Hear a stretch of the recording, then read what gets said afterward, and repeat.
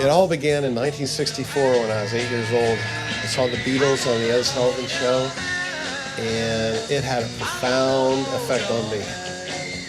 I remember begging my parents to buy me a guitar, and they bought me a cheap acoustic and a Beatles wig for my birthday that year. And I would stand in front of the mirror for hours, lip-syncing the Beatles records and pretending I was Paul McCartney. Yeah, well, the hair's all gone now, but I'm still at it 50 years later. As I grew up during the 70s, I was in numerous bands. Most of them were garage bands.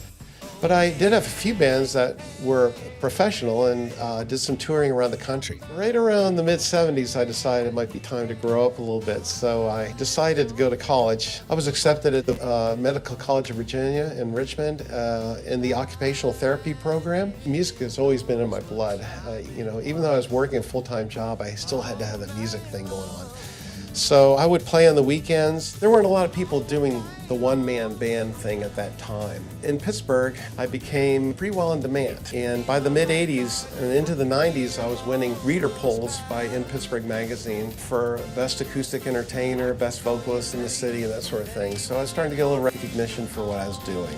At one point, I decided to move to Nashville, Tennessee, which was kind of crazy, but I packed up the van, headed on down. I auditioned for and got a job at Opryland as a strolling performer. I also got to meet some of my heroes, Dan Fogelberg, Greg Allman, Lee Greenwood, John Prine, some of these guys. Great experience, but in '93, I met a girl, fell in love, got married, had kids. So that kind of put the brakes on being the full-time musician. So I moved back to Pittsburgh. About 5 years ago, I decided to pursue music once again on a full-time basis.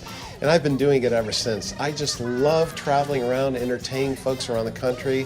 I especially love going to Florida in the wintertime and playing these country clubs. The weather's warm, everybody's happy and enthusiastic. The majority of my audiences are baby boomers these days. So we're all having a good time. We're enjoying the good life. These days, I've begun to utilize some really awesome technology. I make my own background tracks nowadays, and I can use those as an adjunct to what I'm doing with the guitar.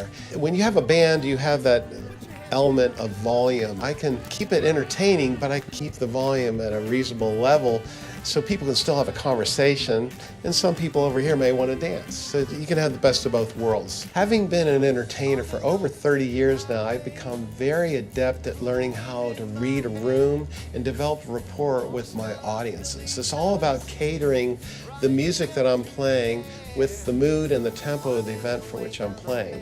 At this point, I'm well over 1,500 songs in my repertoire. I'm extremely versatile. Great music has a way of just bringing out those memories, bringing them back and making you feel good. And that's just what I do.